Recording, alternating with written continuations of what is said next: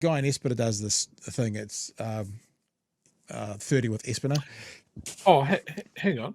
Is that Luxon? No. At an interviewer? No, it's Mr. Clean. In the same room? Yeah. This is unheard of.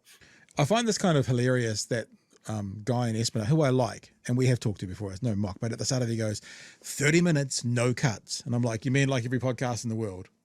I mean, it's such a, we're not going to make any cuts. There's going to be no editing. It's like every live show anywhere in the world, any live interview on TVNZ, no cuts, no edits. Anyway, this is 30 minutes. You should go and watch it. There's so much to actually look at that I've pulled out a couple of things. I have to try and remember what they all are.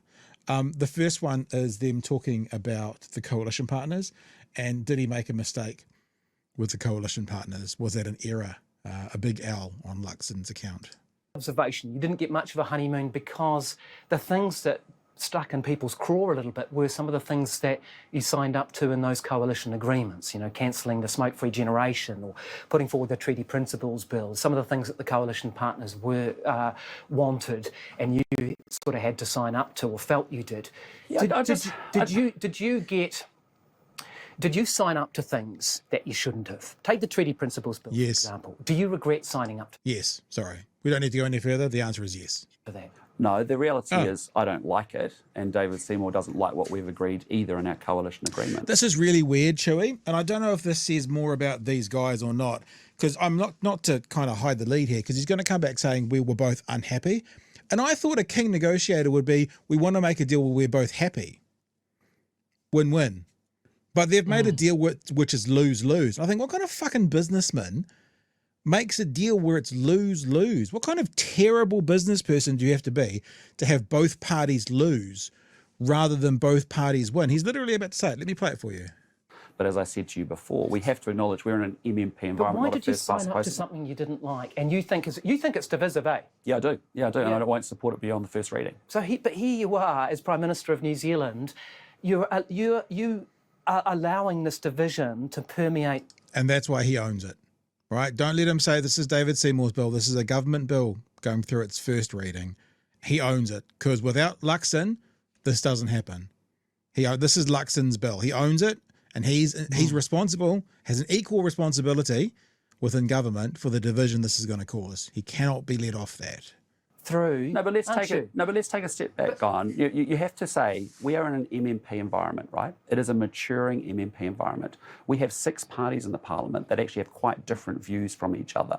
The system that we are asked to manage in and deliver in is an MMP system. Sure, but you did not have to sign up to that. Well, you could have said no. Well, absolutely. But actually what we did was we're being very pragmatic to say, I don't like it. I didn't get what I wanted.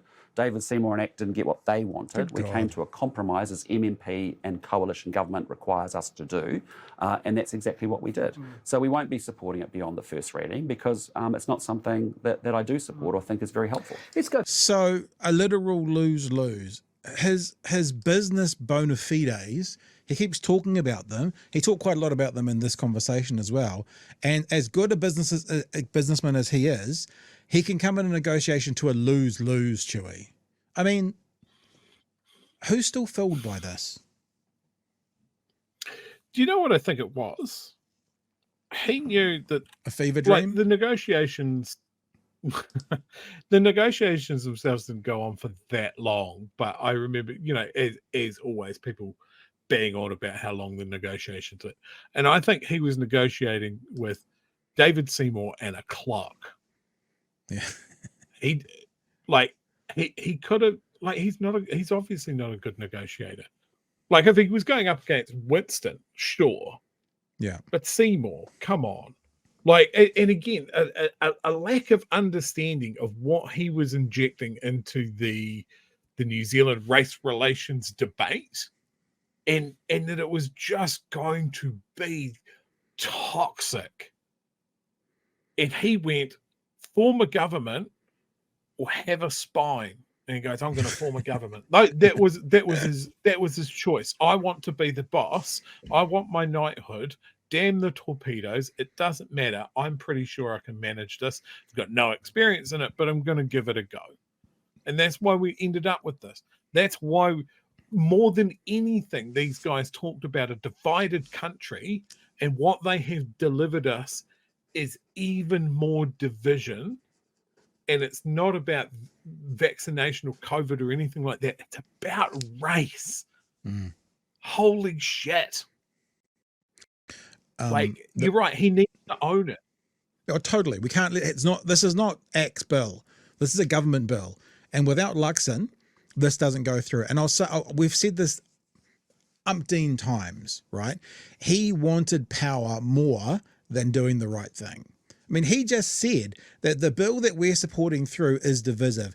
He is okayed creating and causing division in this country for the sole purpose of enabling him to be Prime Minister. Let's not get it twisted. He did this so he could lead a coalition government. So he could lead. So he could be the Prime Minister, right? That's why he's done it. So what he's basically saying is, damn the torpedoes, we'll create division, but I get to run government. It's any means to an end. And I just thought, Chewy, what we should start doing is talking more in his language. What it feels like is ACT and New Zealand First have actually executed a hostile takeover of National. You know, that's what they've done. Like, okay, Mr. Luxon, we'll talk business terms. Company B has come in and they've performed a hostile takeover over you and your spine and your leadership and the things that you wanted to do. And they've got you, the so-called party with the power, to support what they want to do more so than anything else. It's a hostile takeover. It's what it is. Look, I love that he's also blaming MMP. Something that is so new on the block. It's only been around for half my fucking life, and apparently he still hasn't got his fucking head around it because he hasn't been in the country for that long.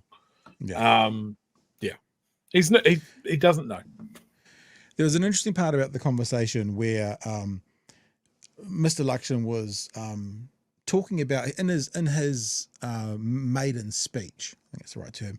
He talked about, you know, inequality and attacking inequality, and that was a part of what he was going to do.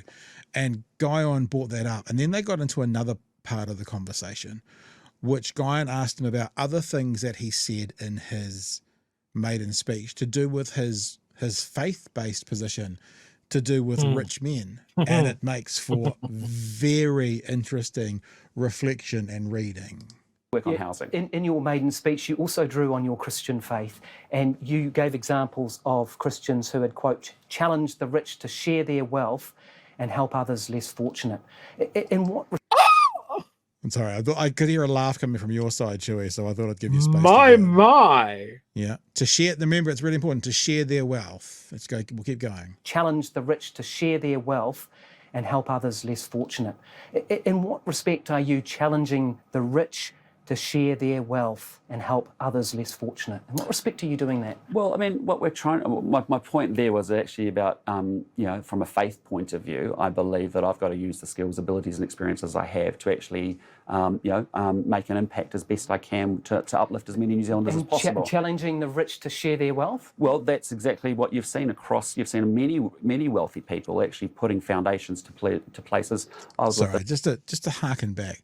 Do you remember what it means when he stutters? Like, we're like playing poker, the tell when he stutters. When he stutters means I got to be careful what to say here. I don't know what to say. What can I say here? Probably need to lie. You've seen many wealthy people actually putting foundations to places. I was with a number of New Zealand, I've think about one New Zealander in particular who's doing incredible work. Many New Zealanders, a number of New Zealanders. I'm thinking about one New Zealander. Many New Zealanders. He went through the cycle of many New Zealanders to his example being one New Zealander. Listen again. Well, that's exactly what you've seen many wealthy people actually putting foundations to places. I was with a number of New Zealand, one New Zealander in particular who's doing incredible work on education. I've seen other wealthy New Zealanders doing incredible work around making sure. Philanthropy. Yeah, I mean, there's been some real generous people in New Zealand. Can I just say, sorry, Mr. Luxon, the position of your faith that you're sharing there is not about philanthropy. It's not. I mean, it's just not. Sharing your wealth. It's like, it comes from parts of the Bible where it says things like it's easier for a rich man to go through, for a camel to go through the eye of a needle than a rich man to get into heaven. It's not about that. It's Jesus said to one rich person, give up all your belongings and follow me, because that person had a issue with wealth. It's not about, setting up a charity. It's literally about sharing your wealth, dispersing your wealth. That's what the book is talking about that you say that you follow. Incredible work so around you're talking making about sure. philanthropy. Yeah, I mean, there's been some real generous people in New Zealand who are successful, who've worked really hard, may have come from tough backgrounds. But I just say to you, there's sort of a bit of a thing which is, we don't want to castigate successful people and through innuendo imply that they're doing something wrong. We need successful people in New Zealand in order to create the wealth creation wealth and creation. actually to support our social institutions and our system. Because for Jesus once said, blessed are the wealth creators, for they will trickle down through the economy. I mean, come on, bro. Okay. In terms of fairness in that system, IRD did a study a couple of years ago looking at the 300 top wealthy Kiwis. They said that they paid a median tax rate of 9.4% compared to a middle wealth Kiwi who was paying about 20%. I mean, what's fair about a system where the super wealthy pay half the tax rate that a worker pays? Well, I could attack that David Parker study about unrealised gains and all that kind of stuff, and paper assets and all that sort of stuff. Largely it is because we don't have capital gains taxes. Yeah, but let's have that conversation, right? Let's just take a step back. What has been the biggest problem under national-led governments or Labour-led governments in New Zealand over the last 30 years? The bottom line is that we have failed to drive economic productivity. We're in the bottom. So then they go into a conversation about economic equality, and Guyan actually says to him, so why are you the Brightline test, and you have made it actually more viable for non-economic investment to happen from people buying houses and yada, yada, yada, yada, yada, yada, yada. Chewy, you have a go on that, and I'll probably play one more clip, I think. He knows what the problem is. He correctly identified it. The problem with our economy is it was not productive enough because we're not producing things. We are buying and selling old houses to each other. We are padding our retirements with other people living in our asset and paying it for us. We are not building. We are not investing in new business and new products. He knows that, but he can't change it because himself, all of his party, all of his donors are up to their fucking eyeballs in property portfolios. It is against their own best interest to change this. And this has been the same, not just for national, but for other governments as well. Nobody wants to fucking touch it. We've correctly identified what the problem has been for 40 fucking years. Yeah. Nobody wants to pour water on the housing market. Yep. And nobody's brave enough to go, yep, the International Monetary Fund is correct. We need a capital gains tax. We're one of, I think, 3 OECD countries that doesn't have a capital gains tax. And somehow this government thinks that it would be political harikiri to bring one in, even though competing nations with us do it just fine. He's a hypocrite. We're going to actually talk about the Brightline test next, so it kind of ties in with what you're saying, True. But first of all, Gareth just wants to remind everybody what I'd say to you, Pat, is that Jesus only had to manage a team of 12. Beautiful. Very good. Very good. Very good. Right. Now, old mate Guyan actually missed a really good question here. So I'll explain what it is at the point. This bit only goes for just over a minute, where they are talking about changing the Brightline and then selling his apartment. You shifted the Brightline test back, as you said, right, for investment properties for 2 years. That was effective from July 1 this year, right? A couple of months later, you sell your Wellington apartment. So instead of the $70,000 tax bill you could have got, you get a tax-free capital gain of $180,000. Yeah, so then that's a classic, isn't it? Like, I mean, every other Prime Minister who's then moving into Premier House gets to sell their apartment. So do you think I should have to keep the Gets to, doesn't have to though. It's not a rule. Apartment, or can I not sell it if I'm now living in Premier House? But did you hold off selling that until the rules changed and you didn't have to pay the tax? Yeah. We got a report at the end of the year to say Premier House is in disrepair. Can you really tell me though, Prime Minister, that you didn't consider the timing of the brightline test? Yeah, absolutely. Did not consider, Didn't cross even come my into your mind? Didn't come into my mind. Nice. Because, to be honest, Guyan, if you seriously thought I wanted to come to politics to become wealthy, that's not why I've chosen to come to politics. Notice a little stutter there. He nearly said it again. He nearly said I'm sorted, but obviously the PR team went off in his head and he managed to just catch it before he got it out. Come to politics to become Wait for it. wealthy. That's not why I've chosen to come to politics, because I think New Zealand can do a hell of a lot better than what it's been doing. It's got innate potential. I want to realise that. In that particular case, as you well know, Premier House is in a state of disrepair. The report says we need to spend $30 million on it to make it a healthy home and to meet earthquake standards and all that sort of stuff. What we have done over that first 6 months is to make sure we can get some new paint, new carpet, new curtains, and I've moved in.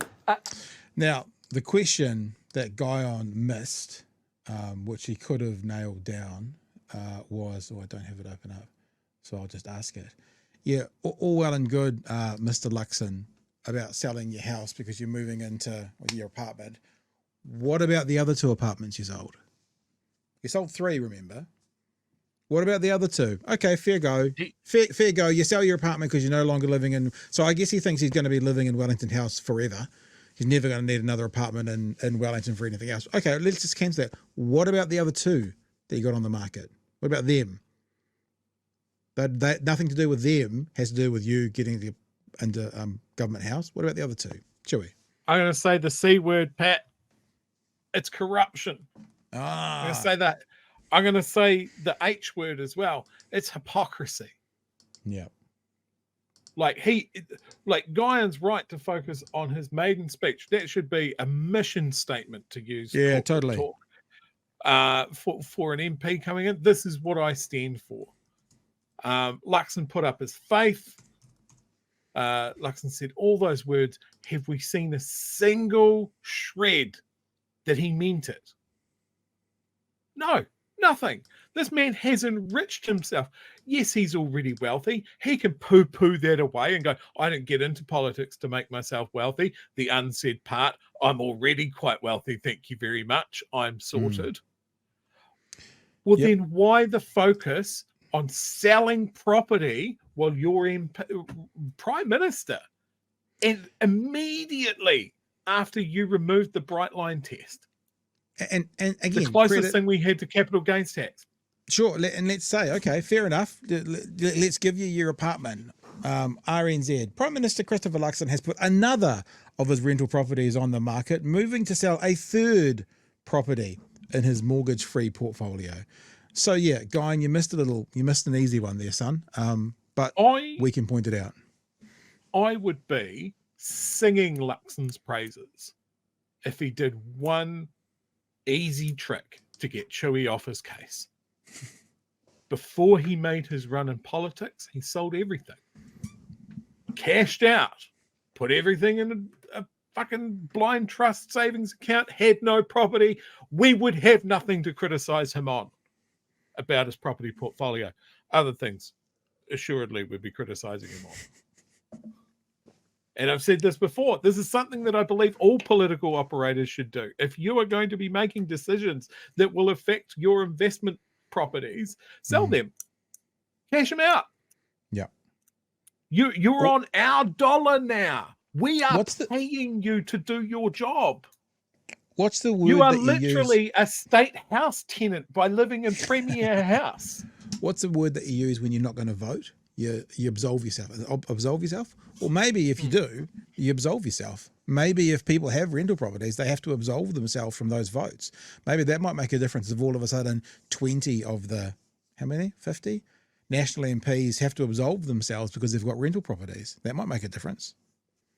Just a thought. But there's it's not just Luxon, it's not just national. There are a lot of our lawmakers that have investment portfolios, property portfolios, and that sort of thing, because of the way that the changes that came in the early 90s incentivized pouring your money into property. It was a tax black hole. It is a way to absolutely 100% grow your money so you have it in retirement.